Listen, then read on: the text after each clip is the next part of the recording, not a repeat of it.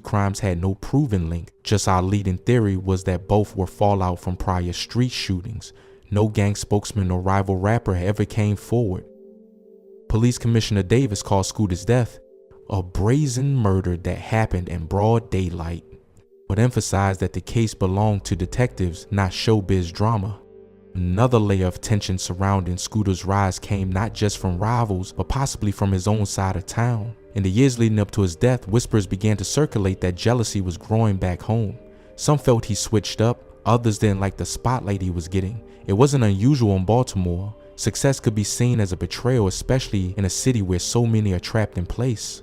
That tension only escalated with the diss track dropped in January 2015 by fellow Baltimore rapper Shy Money, titled "Trying Out Me." In the song, Shy Money claimed he was the one who came up with the bird flu dance, Scoota's biggest hit, and the movement that helped put him on the map.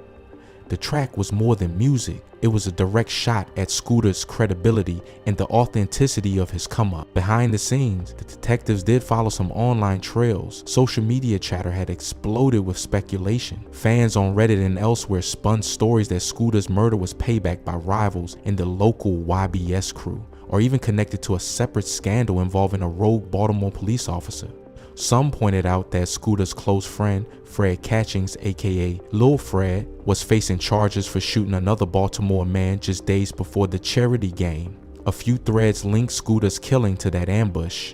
In fact, years later, prosecutors would confirm that Scoota's death was indeed tied to Catchings' case. But none of these rumors were proven.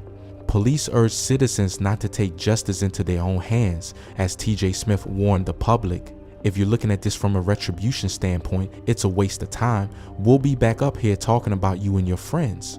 Investigators now had multiple homicides all tied to one community of young artists. In October 2016, Cortez Mitchell, identified by police as a person of interest in Scoota's case, was himself ambushed in a car and killed.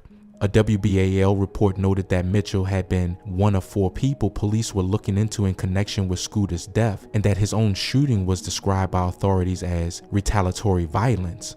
By 2017, the circle closed grimly. Scoota's friend Fred Catchings accepted a 32-year prison sentence after admitting in court to a July 2016 shootout that had wounded 3 people. The exact altercation that set off the chain of revenge. Prosecutors told reporters Scoota had been killed hours after Catchings opened fire on a man named Devontae Robinson, and that police believed the killers of Scoota were acting in retaliation.